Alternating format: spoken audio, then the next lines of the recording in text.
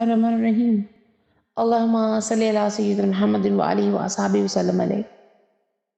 السلام علیکم ورحمۃ اللہ وبرکاتہ۔ دنیا سے بے ربطی کا بیان۔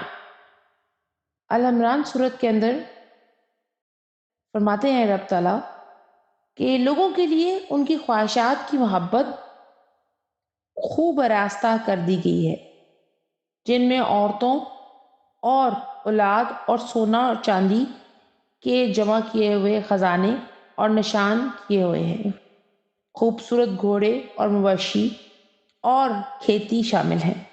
یہ سب دنیاوی زندگی کا سامان ہے اور اللہ کے پاس بہتر ٹھکانہ ہے۔ سبحان اللہ۔